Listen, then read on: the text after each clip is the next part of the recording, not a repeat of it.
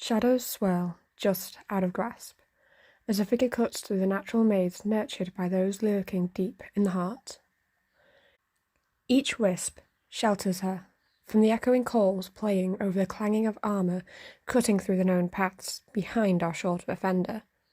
Not to say that the guards are being entirely unreasonable. Not even near it.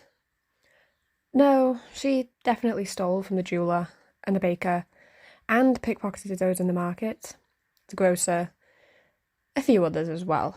The list got a little long after night fell, with us still overlooking the additional counts of scamming sprinkled throughout the day. It's been a productive day. That much is guaranteed, and there is little doubt that the boss could find a complaint. Besides, it isn't as if the metal-clad fools can bumble after her for long. She's favoured by the shades and shadow, more so than those also touched by their hand, though it would favour their chosen child. Not that the fact is relevant right now. The guards don't know who she is, other than another lurking in the forest, committing crimes as they desire. Her existence curses their jobs or prevents them from finishing shifts on time. Another twist, a final turn.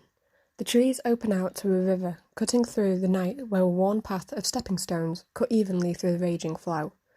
Where most would ignore the river, it's rather key for the forest in navigating. Following downstream takes any lost soul back to the capital. The guards wait with warm, smiling faces and their usual safety checks before pointing them back on their way. Following up... not the best idea. Well, unless you happen to be like our shaded figure at least. She presses off the final rock, landing with a light, graceful step, before continuing to turn upstream, where trees tower over the mountains in steep slopes, negligent of the winding paths skirting the base. Of course, our new friend is part of that group. The cloak alone should have given it away. Or perhaps the dark tendrils that are still making a habit to threaten the forest in wake of her step. None of the inky space would touch the plants. Not leaving a trail to follow, but they listen for the clank of metal too close to herself. People from this point would need silencing. Their bodies dropped either in the river or at the capital's wall. Just in case her theft didn't tell you already, her moral compass tilts to favour south more than north. If anyone asks, I definitely didn't tell you that though. Just like I haven't told you how her steps continue to glide over an unseen path, yet almost flies with practice despite the incline. Her foot only catches once on a new root that recently sprouted free from the earth. It definitely hasn't been there since last week, and certainly hasn't caught her off guard each day since that point. Nope, not a chance. Besides, to focus on a single root would discredit her. She doesn't fall to the thorn bush lining one side of the track, and the poison ivy. Not like you imagine, this one would actually kill a person in under a day, is left untouched to the other. Further along the track, she avoids the deadly garden nurtured on all sides of her destination. Critters dart back to their homely nooks carved into the natural defences. 3 yellow eyes blink down from a tree branch, the coo disturbing the leaves' lyrical rustles, as a lemon-yellow blur skitters across the ground. They're lucky that the plants don't harm them. The blossoms of decay only tickle them, rather than disintegrating any body part that touches it like it would with a person, and that the oh-so-innocent roses won't bite them, unless they're a bug. We're getting beyond ourselves. The forest is dark, most of this obscured from our figure's sight, whose name you should be learning soon. There are only so many times I can call them the person or figure, and shadow is a little iffy if fate continues as it will. Finally, the track opens up to a shelf on the slope. A section of even land cleared of intruding trees, yet sheltered from watchful eyes, with shrubbery and trees closing the path behind us. I could spin you a tale of only our dear friend living here, yet that would be a lie. Would I lie to you? I suppose you won't know just yet. Anyway, the shelf bustles with silent life. Fires crackle every 3 steps, with packed groups hunching to the warmth, with the shallow bowls left clear by their side. Some still drink, a prize for their good days in one of the nearby towns, yet most murmur low conversations in hushed whispers. Those aren't of much importance, just older figures who probably would have avoided this life had circumstances been any different. Some came here by choice, a streak inside of them needing to steal and live outside of respected communities, yet others came as they had nothing. At least the tunnels that you will soon see are better than a damp street corner or winding up dead one winter. Our short shadow, a low voice torments from the seat by the cave's entrance. I know, it's odd to get a better look at this new stranger before our original. However, his hair almost demands attention despite his work. Bleach blonde curls bounce around his face, the ends matted slightly with dirt as the rest clump into groups behind his ears. The paler complexion highlights each scar cutting across exposed skin, the night's blanket doing very little to hide any detail for him. No, the only thing that doesn't seem to glow are his torn and worn clothes. The trousers tear at the knee, stitches and patches focusing on similar areas, as if this is a regular occurrence. It most certainly is. He had to learn to sew himself, since the women choosing to work here with handicraft skills refused to help him further. After the 10th time, it became disrespectful. His shirt would be scratchy, just something cheap, likely plucked from whatever rack it's stolen from. The cheap price tag making it an easier target, unlikely to be missed. The ties at the neck have been tied and then cut short to hang loosely by his neck, yet still keep him warm when he's straying from his fire. Oliver isn't new to the tunnels, much like our stranger, and it certainly has spent years rubbing away at his personality, until any tolerable trait he once held has been removed. He barely holds influence, yet our friend likens him to a teacher's pet, or at least her image of those, since she didn't attend school. Instead, she had to deal with her boss's ridiculous curriculums growing up. What kid doesn't learn how to kill as part of class? Or poison? Or how to avoid being lost in a forest? Wait, the last one may be a little bit normal. Not tonight. Finally, our dear girl says something. And yes, I could have explained all of this before we saw her, but the fire's warm light highlights how easily the dark would claim her.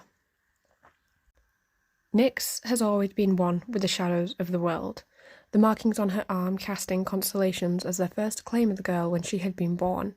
The second are the voids in her eyes. And yes, they're voids, of shifting purples and blues reminiscent of space, with soft sparkling light reflecting from the surface at each turn. No section ever sits still in the two windows. Her hair, in a similar vein, sits around a dark brown that people don't agree on. Most say it is a very dark brown, the light of the sun catching its tone to reveal the lighter brown lurking below it. Others argue there is a deep purple quality to it, a deeper claim from the shades, almost adopting the child on behalf of the sleeping god unable to care for her. The pitiful fire can't answer our issue, though. It would be an insult to try and let it.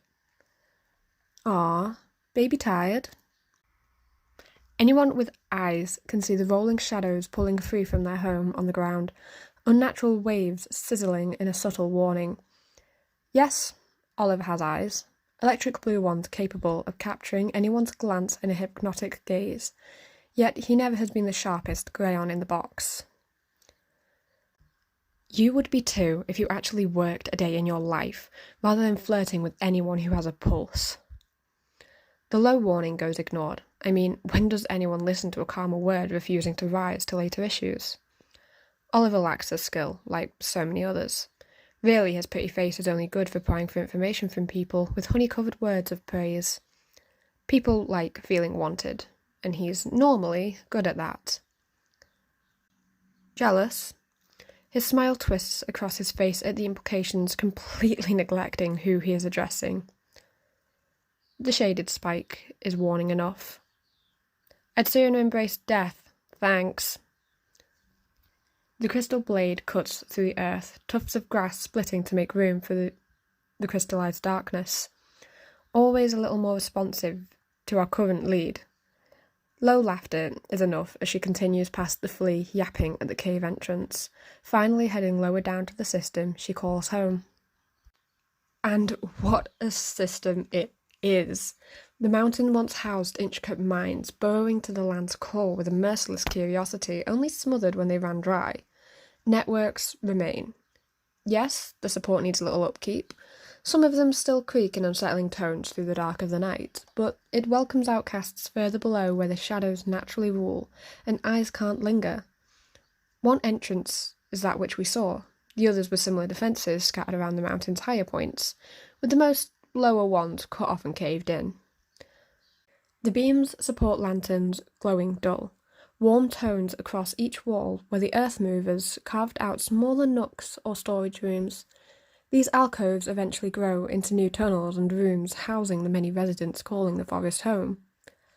As cosy as it could feel, the blood certainly subtract points along the clinical smell leaking from the questionable clinic shoved aside. Nyx isn't a fan of that wing, a shiver always breaking through her facade as shouts echo from further in its grasps. Some of her favoured memories had been the boss's harsh words forbidding her from seeking aid from the untrained men residing in those depths. Saying Nyx hates her home would be unfair. It's shelter and better than a cold street most kids her age would suffer on. It's just a mild discomfort as the lower halls begin rising in nightly celebrations. Adults drinking hours away rather than sleeping without care for the noise it sends through all branches. If it isn't that, then... Sorry, I'd be saying too much, too soon. For now, the caverns are home. Their soft glow can only hold beauty, yet the people make it ugly. She passes another group lounging against the rocks with smoke rising away from their lips. They're irrelevant for the most part. A group of 10 and only 2 names spring to Nyx's mind, yet only as a warning to turn away. Melody. Yes, spelt with an I and not a Y, an important clarification to make when she won't hesitate to skin anyone making that constant error. Drapes herself across the highest rank in the group. Light never reflects right off her eyes, the strong red shaming any attempt made from outside sources as her flame eternally burns. It makes them shimmer, a subtle glow only quelled if she rests. Nick doesn't linger on the sight longer than they have to, but it doesn't mean we can't. The dazzling top is a little bit revealing. However, it is covered in tiny, albeit cheap, crystals catching the light as she spins in a detailed show not uncommon for her. Stealing wasn't for her. It wasn't for the many in the tunnel, despite the nature of the place, and she swore off any of the more domestic roles handled by the softer in the council. This role, appealing to others' more intimate pleasures, is chosen by her own will. In fact, she's certainly among the more respected of the circles. A low voice whispers sultry promises of arrangements to the figure leaning against the wall. They're promises for a night of her skill at non-doubt, despite his almost bored expression. Anyone knows not to stare at the person leaning on the wall. Only those closest to the man could answer for the meaning behind the brown braid tucked behind his ear, longer and so out of place against the rest of his short, well-kept, wavy hair, falling no further than the base of his neck. Some braver souls dare to ask, only being ignored and, literally, shot down for asking by his bow. The sword currently leant against the wall inside of its dark black scabbard, accented in gold details, would have been his next choice. Then again, very little is known of the man besides his entertainment preferences. Scars cut pink into his face, one over his nose and the other frames his left eye. A paler one covers it, dulling hazel tones and stealing partial areas of his sight. It had been a miracle he kept any. Alas, that is a tale for some other time. After all, Nyx has gotten fairly far into the tunnels in our minor detour. Unfortunately, there is no tale without a detour. Anyway, Nyx pauses outside one of the covered arches, a waving black curtain cutting the space inside off from those passing, the dead-end hallway giving no need for someone to delve this deep. A deep breath, a steeled gaze, and a final motivational talk helps calm Nyx, tossing the shadows curling around her feet back to their place at the side. One single lesson echoes on loop in a voice of a man we are yet to meet. A knock echoes on the rocks to the side, an announcement made of her arrival back home. She enters, when the smooth, yet chilling voice welcomes her inside. The man himself sitting behind a desk with papers in hand and a bored frown leaning against his hand. It isn't anything special at a glance. A very traitorous glance at that. We have little need to dance around his more normal features. His black hair repels any light attempting contact.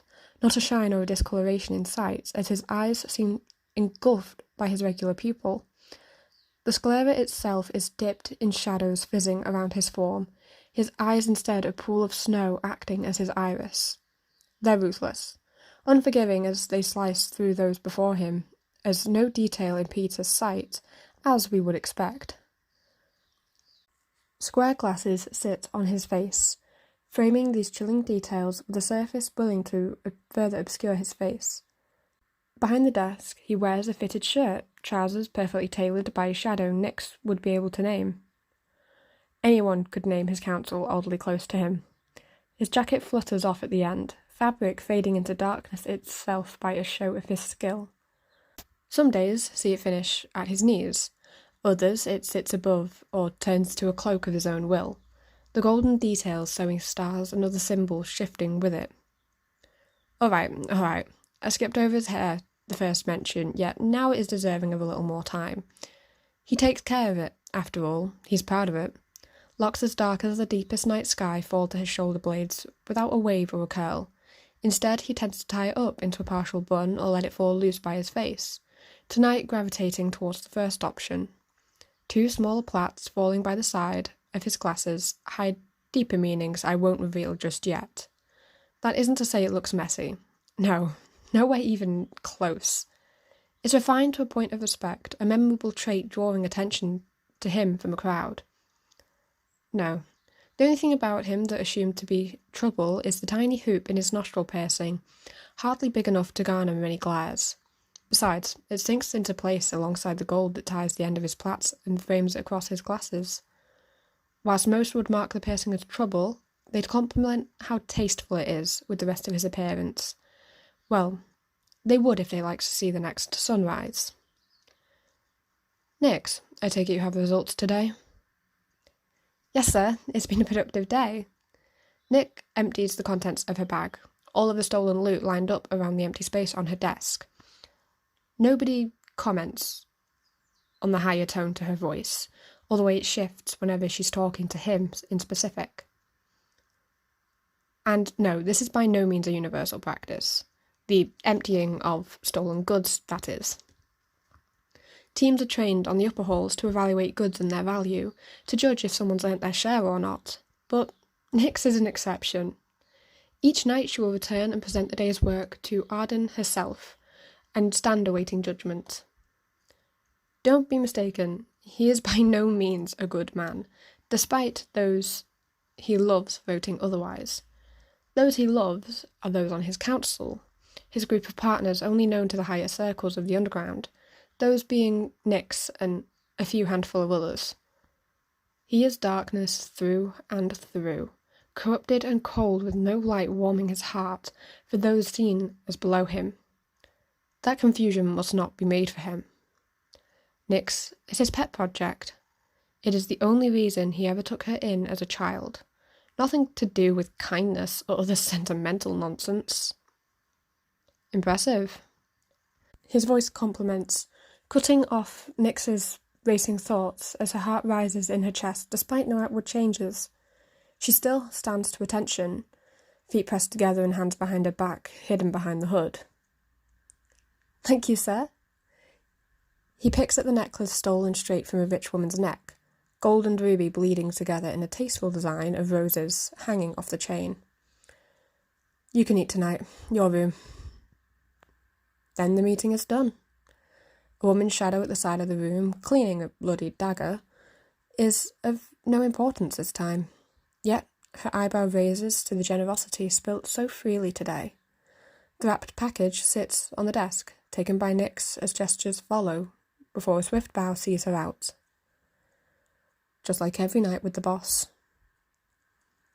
As night grows deep, a 17-year-old girl curls into the corner of a tiny stone room, only protected by the emergency dagger tucked under her thin pillow and the darker curtain cutting her off from the hallway. It does little for the breeze, her worn blanket only working when put with her cloak over top, as springs dig into her side, as that too hasn't been renewed in many years. The room barely lets her stretch out. The walls close around her in the dark. It's been her own since she arrived here, the scratching carved low on the wall being the only sign a child ever stayed. This is not the environment for a kid, for a 17-year-old. Tomorrow repeats the cycle. Training in the morning, work in the afternoon. Those around continue in the repetitive motions, draining away the rest of her life. Hey, what is up, everybody? I hope you've enjoyed this, even if it is a little bit different. I've wanted to try something like this for a while. I enjoy writing, and I've tied this into my drawing quite a lot. So I kind of want to do this story in an audio format. The uploads might be a bit slow with developing everything alongside my normal schedule, but I hope you enjoyed this first part, and if you want, stick around for it. I've got quite a few other parts planned, and don't forget to like if you've enjoyed this, subscribe for the next part, and I will see you around.